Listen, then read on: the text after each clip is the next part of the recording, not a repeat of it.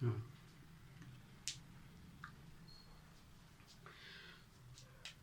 हम लोग हम लोग इंडियन ज्योग्राफी पढ़ रहे थे, उसमें से हम लोग 2 क्लास ले चुके हैं, जिसमें से इंडिया के हिमालय के बारे में पढ़ चुके थे कि हिमालय पर्वत, उत्तर भारत के हिमालय पर्वतमाला के बारे में पढ़ चुके थे, जिसमें कि डिवाइड हम लोग कर चुके थे।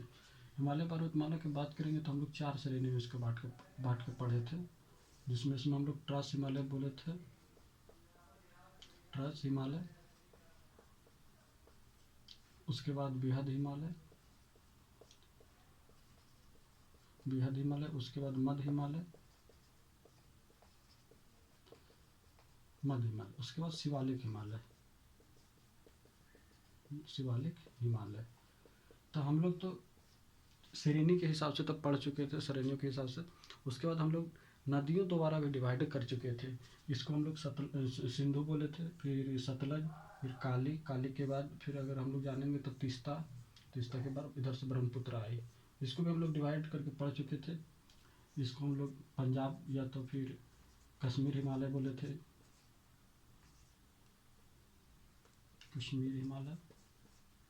कश्मीर हिमालय। इसको फिर हम लोग क्या बोले थे, कुमाऊँ हिमालय, हाँ कुमाऊँ हिमालय। उसके बाद नेपाल हिमालय, उसके बाद ये आसम हिमालय। हम लोग इस पूरा डिटेल पढ़ चुके थे। और जो हम लोग अगला जो पढ़ेंगे हम लोग, अगला टॉपिक होगा वो हम लोग का मैदानी भाग होगा। क्या होगा, तो मैदानी भाग, ठीक है। तो इसको हम लोग फटाक से ख़त्म कर दिए। मैदानी भाग, उत्तर भारत का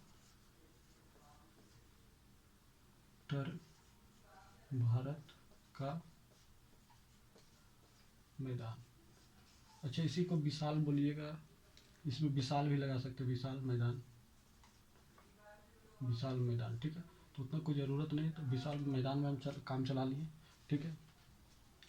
मैदान का निर्माण कैसे हुआ, ठीक है। तो हम लोग को ये देखना है कि मैदान का निर्माण हुआ कैसे। तो मैदान का निर्माण नदियों द्वारा लाए गए निक्षेपों से होता है। निक्षेप मतलब अवसाद, उसमें जो गाद होती है उसके द्वारा निर्माण हुआ। वो जो नदियाँ जो आगे बढ़ती है, अवसाद छोड़ती है, हिमालय से लाए गए जो अवसाद को छोड़ती है, तो उसी में से हम लोग को गाद जो होती है वो छोड़ती हुई जाती है, तो मैदान का निर्माण करती है। तो अब हम लोग ये देखेंगे कि कैसे होगा। मानिए ये हिमालय है, यहाँ से नदियाँ निकलना स्टार्ट की, ठीक है। तो नदियाँ निकलना स्टार्ट की तो तुरंत तो ऐसा नहीं कि मैदानी भाग में चल जाएगी, तुरंत मिट्टी उसको मिलना स्टार्ट हो जाए। यहाँ पे बहुत सारे कंकड़ पत्थर या तो बड़े बड़े चट्टान होते हैं, तो यहाँ पे इसके हम लोग भावर बोलते हैं। भावर में नदियाँ छिपी होती है, नदियाँ दिखाई नहीं देती है, नदियाँ दिखाई नहीं देती है, नदियाँ दिखाई नहीं देती। उसके बाद जब नदियाँ आगे बढ़ती है तो ये मैदानी भाग में प्रवेश करती है। ये जो भाग होती है मैदानी भाग होती है। मैदानी भाग में जब प्रवेश करती है नदियाँ, तो इसे हम लोग तराई भाग कहते हैं। क्या बोलते हैं, तराई बोलते हैं। तराई में क्या होती है कि दलदली होती है, यानी कि मिट्टी हो चुकी है, उधर से पानियाँ आ चुकी है, तो ये अब वो होती है। यहाँ पे मच्छर बहुत ज़्यादा होता है, तो ये तराई क्षेत्र हो गया, ठीक है। तराई क्षेत्र हिमालय की गिरिपद में क्या, भावर के बाद तराई के बाद क्या आ जाएगा, पानी कहाँ हो जाएगा, तो ये नदी में चला गया, जो कि गड्ढा है। तो इसे हम लोग क्या बोलते हैं, खादर।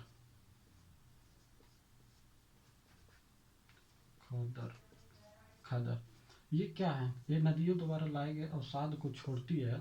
जब नदियाँ, खादर कैसे निर्माण होते हैं, नदियों द्वारा लाए गए अवसाद मतलब वही निक्षेप, वो छोड़ती है। कहाँ पे छोड़ती है, जब नदियों में पानी ज़्यादा हो जाती है और दोनों साइड अगल बगल के साइडों में चली जाती है, तो खेतों में चली जाती है, तो वहाँ पे उपजाऊ भी बढ़ जाती है। और दूसरी बात है, उपजाऊ बढ़ जाती है, और इसमें तो इसे हम लोग खादर बोलते हैं। उपजाऊ बढ़ जाती है, किसान के लिए एक नंबर काम कर। उसके बाद जब नदियाँ की दूरी में, जैसे कि मानते हैं यहाँ तक नदी का पानी आ चुका है, तो ये तो खादर का क्षेत्र हो चुका है, ये खादर का क्षेत्र। अगर लेकिन इस क्षेत्र में पानी नहीं है, इसे हम लोग क्या बोलते हैं, तो बांगर बोलते हैं। क्या बोलते हैं, तो बांगर बोलते हैं। बांगर में ये पुरानी जलोढ़ इसको भी बोलते हैं, पुरानी जलोढ़।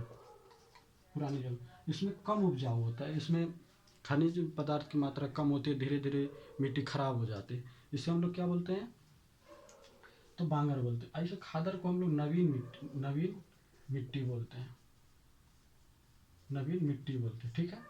तो खादर और बांगर, अब खादर और बांगर तो कर ली, अब नदियाँ कहाँ जाएगी, तो लास्ट में कहाँ जाएगी, नदियाँ धीरे धीरे करके ये आगे बढ़ते गए, अब बढ़ते गए तो लास्ट में ये समुद्र में चली जाती है। समुद्र मतलब महासागर, महासागर। और महासागर में जब जाती है तो नदियाँ डेल्टा का निर्माण करती है, डेल्टा का निर्माण करती है। डेल्टा मतलब यहाँ से नदियों द्वारा लाए गए निक्षेप मतलब वही अवसाद, उसको छोड़ते हैं तो वहाँ पर कुछ कुछ छोटा छोटा द्वीप जैसे हो जाती है, कि जैसे अगर नदियाँ यहाँ आई है तो यहाँ पे कुछ कुछ छोटा बड़ा इधर से नदियाँ निकल गई, ये तो ये इसको हम लोग डेल्टा बोलते हैं। तो विश्व के सबसे बड़ी डेल्टा कहाँ पे है, विश्व की सबसे बड़ी डेल्टा है इधर से जब ब्रह्मपुत्र आती है, इधर से गंगा, ये दोनों का जब मिलन होता है तो यही डेल्टा सुंदरवन डेल्टा के नाम से हम लोग जानते हैं, ये सबसे विश्व की सबसे बड़ी डेल्टा है। अब हम लोग ये तो मैदान कैसे निर्माण हुआ इसको देख लिए, अब हम लोग नदियों को डिवाइड करेंगे, नदियों के द्वारा पढ़ेंगे कि कैसे हुआ, जैसे कि इधर से सिंधु, उसके बाद गंगा, उसके बाद ब्रह्मपुत्र, इसके द्वारा जो बनाया गया नदियाँ अति मैदानों उसको पढ़ेंगे, ठीक है। तो अभी स्टॉप कर। हम लोग कहाँ पढ़ रहे थे, तो हम लोग जो हिमालय से निकल चुकी थी नदियाँ, समुद्र में जा चुकी थी नदियाँ। तो अब हम लोग क्या पढ़ेंगे, मैदान तो हम लोग बना चुके थे कैसे कैसे होता है, अब हम लोग नदियाँ पढ़ेंगे, ठीक है। तो एक सिंधु इधर से आ चुकी है, सिंधु नदी, यहाँ से फिर एक गंगा नदी आई,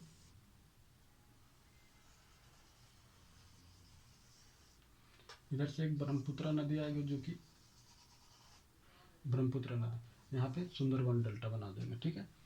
तो जब ये नदियाँ आती है, ठीक है, तो यहाँ से यमुना नदी है, ये जाकर के कहाँ मिल जाती है, कि प्रयागराज में, प्रयागराज। यमुना ये गंगा नदी है, ठीक है, गंगा यमुना, ठीक है। ये ब्रह्मपुत्र,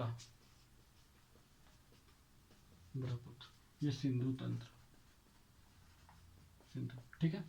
अब हम लोग देखेंगे कि मेनली पहले ये दोनों डिवाइड करके मैदान के देखेंगे, तो अगर देखिएगा तो ये पंजाब से स्टार्ट होती है, पंजाब हरियाणा दिल्ली होते हुए बिहार झारखंड का कुछ ही भाग जो कि ऊपर का है, उसमें से होते हुए असम तक चली जाती है, असम तक, ये असम से होते हुए ये पूरी तरह से है, या इतना दूर ये मैदानी क्षेत्रों में डिवाइड किया गया है, ठीक है। तो गंगा नदी को हम लोग देखते हैं, तो गंगा नदी प्रयागराज में आकर, अगर इधर देखिएगा तो एक और नदी आती है राम गंगा, एक और आती है घाघरा। इसके जो ट्रिब्यूटरी है इसको हम लोग सहायक नदी बोलते हैं। तो गंगा का सहायक नदी यमुना, रामगंगा, घाघरा और अनेक सहायक नदियों द्वारा जो बनाए गए मैदानी भाग है उसी को हम लोग गंगा तंत्र बोलते हैं, गंगा का मैदान बोलते हैं, ठीक है। अब आगे बढ़ेंगे तो यहाँ पे कोसी नदी आती है जो कि बिहार के लिए शोक माना जाता है, ये अपने रास्ता परिवर्तन में माना जाता है, कोसी नदी। तो हम लोग अब गंगा नदी को 3 भाग में इसको डिवाइड करता है, ठीक है। ऊपरी गंगा यहाँ तक आएगी प्रयागराज तक, ऊपरी गंगा मैदान का मैदान, ठीक है। दूसरा जो आएगा मध्य गंगा यानी फरक्का तक जाएगी, कहाँ तक जाएगी, गंगा नदी 2 भाग में डिवाइड हुआ था ना, तो एक उधर चल गया था, एक बंगाल तक चल गया था, तो एक फरक्का तक इसे हम लोग मध्य गंगा बोलते हैं। इसमें कोसी नदी, कई सारी नदियाँ आकर के इसमें ये मैदान का निर्माण करती है। और फरक्का से बांग्लादेश होते हुए निचली गंगा का मैदान कहा जाता है, क्या बोलते हैं, तो निचली गंगा का मैदान, यानी निचली गंगा का मैदान। अब ब्रह्मपुत्र क्या है, तो ब्रह्मपुत्र नदी असम से अरुणाचल प्रदेश से प्रवेश करती है, असम होते हुए बांग्लादेश में प्रवेश करती है, और लास्ट में जाकर के गंगा और ब्रह्मपुत्र नदी का एक डेल्टा का निर्माण करती है, जो विश्व का सबसे बड़ा डेल्टा का निर्माण करती है, ठीक है। डेल्टा का निर्माण जब करती है, इसी पर एक और द्वीप है जो कि ब्रह्मपुत्र नदी के आसम में, मांजुली द्वीप। ठीक है, मांजुली द्वीप विश्व की सबसे बड़ी द्वीप है जो कि नदियों के द्वारा निर्माण किया गया, जो कि ब्रह्मपुत्र नदी पे है। ठीक है, कहाँ पे है? आसम में। हम लोग तीनों नदी में से देख लिए कि एक लोग कि गंगा का मैदान और ये ब्रह्मपुत्र नदी का मैदान। ठीक है, हाँ, सिंधु तंत्र। ठीक है, तो सिंधु तंत्र में इसमें 5 नदियों का मिलन से पंचतंत्र इसको बोलते हैं। तो ये 5 नदियों का मिलन से बनती है तो सिंधु। ठीक है, तो सिंधु नदी में 5 नदियाँ आकर के मिलते हैं, तो इसको हम लोग मिटा देते हैं, उसके बाद सिंधु का स्पेशल से देख लेंगे। ठीक है, तो इसके लिए हम लोग अब सिंधु नदी देख रहे थे। ठीक है, तो सिंधु नदी को हम लोग अगर देख रहे, देखिए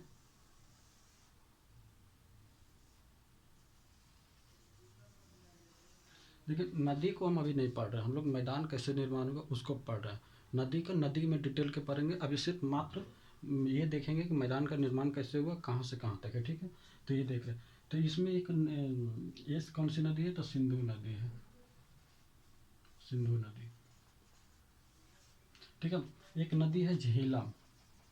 झेलम नदी पर ही एक झील है, बुलर झील, बुलर झील। ठीक है, ये नदियाँ आगे बढ़ते हुए ये हमारे पाकिस्तान में चली जाती है। एक नदी आती है चिनाब, चिनाब नदी, ये झेलम, चिनाब। ठीक है, चिनाब और चिनाब। एक अगली नदी आएगी रावी, ये भी इसी में आकर मिल जाते हैं। उसके बाद आएगी सतलज, जो कि चिनाब में ही मिल जाती है, ये मेन है चिनाब।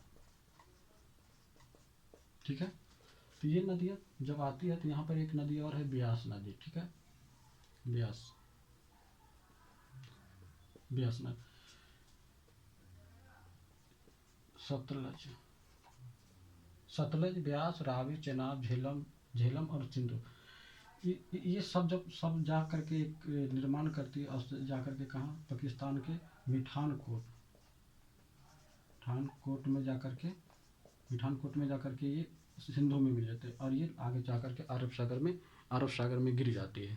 ठीक है, तब हम लोग देखेंगे कि दो नदी के बीच के क्षेत्र को हम लोग दो आब बोलते हैं। क्या बोलते हैं? दो आब, दो आब, यानी दो नदी के बीच के क्षेत्र को हम लोग दो आब बोलते हैं। ठीक है, तो ये जो क्षेत्र है,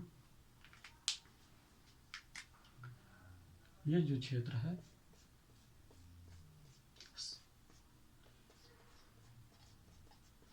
सिंधु प्लस झेलम, इसको हम लोग सिंधु सागर बोलते हैं। कौन सा बोलते, क्या बोलते हैं? तो सिंधु सागर, सिंधु सागर। ठीक है, इसको हम लोग ई क्षेत्र यानी चेनाब और झेलम क्या है? तो चेनाब और झेलम को हम लोग क्या बोलते हैं? चाज। तो झेलम प्लस चेनाब, झेलम चेनाब बराबर चाज, चाज बोलते हैं। मतलब चा से चेनाब और झा से झेलम, दो का हम लोग देख चुके हैं, झेलम और चाज। और क्या होगा? अभी हम लोग का देखना होगा कि चेनाब और रावी, तो इसमें हो जाता है चेनाब प्लस रावी, चेनाब रावी बराबर हो जाता है, क्या हो जाता है? रचना, चा से चेनाब, रा से रवि, तो ठीक है, तो रचना। ठीक है, अब हम लोग का एक और यहाँ पे एक नदी है ब्यास नदी। ठीक है, तो ब्यास नदी का हम लोग हो जाएगा बारी, क्या हो जाएगा? तो ब्यास क्या हो जाएगा? रावी प्लस ब्यास बराबर बारी। ठीक है, बारी कहाँ पे आ जा रही है? तो रावी और ब्यास के बीच में। और सतलज और ब्यास के बीच में हम लोग का आ जाएगा बिस्ता, सतलज बिस्ता, बिस्ता यानी कहाँ पर? बिस्ता, बिस्ता आ जाएगा रावी प्लस सतलज,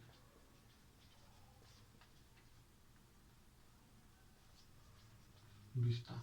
ठीक है, तो हम लोग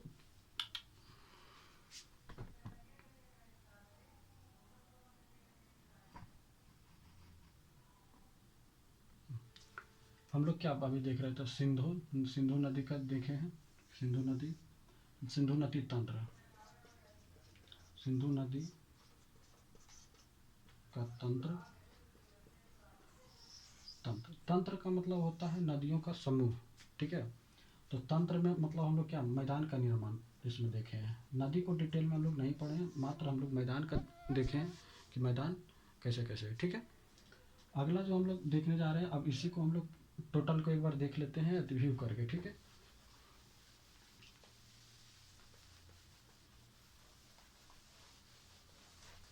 तो एक नदी आई थी इधर से सिंधु, एक इधर से गंगा, इधर से ब्रह्मपुत्र। ये जो है जो पंजाब से लेते हुए आसाम तक चली गई, इस क्षेत्र में ये मैदान का निर्माण किए, ठीक है। इसका तो मैदान का निर्माण यहाँ से पंजाब, हरियाणा, दिल्ली, कुछ भाग राजस्थान का है, कुछ भाग, फिर कुछ भाग थोड़ा मोड़ा एमपी का है, फिर यूपी का है, थोड़ा मोड़ा झारखंड का है, बिहार है, वेस्ट बंगाल है, इधर से आसाम का क्षेत्र, क्योंकि ये ब्रह्मपुत्र नदियाँ इतना है जो मैदानी भाग को कवर करती है, ठीक है।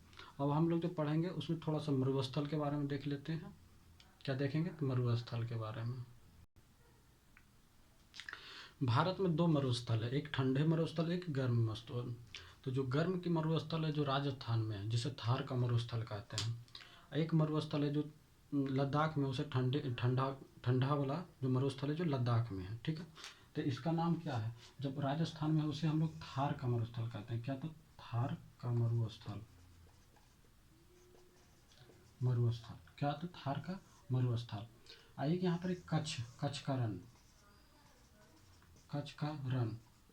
जो कि समुद्र का छुटा हुआ भाग है, समुद्र द्वारा कभी कभी पानी आती है तो यहाँ पे क्षारीय है।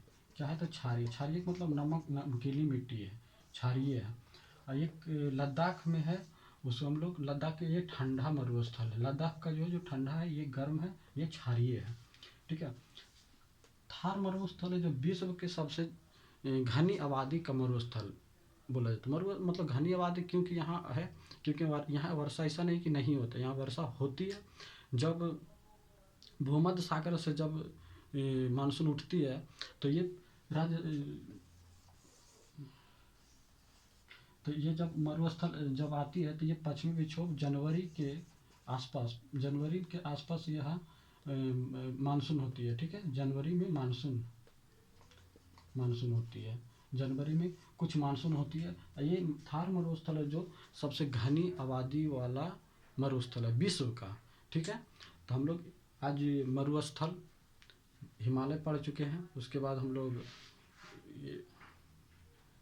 हिमालय पढ़ चुके हैं, उसके बाद हम लोग मैदान पढ़े, मरुस्थल पढ़ चुके हैं।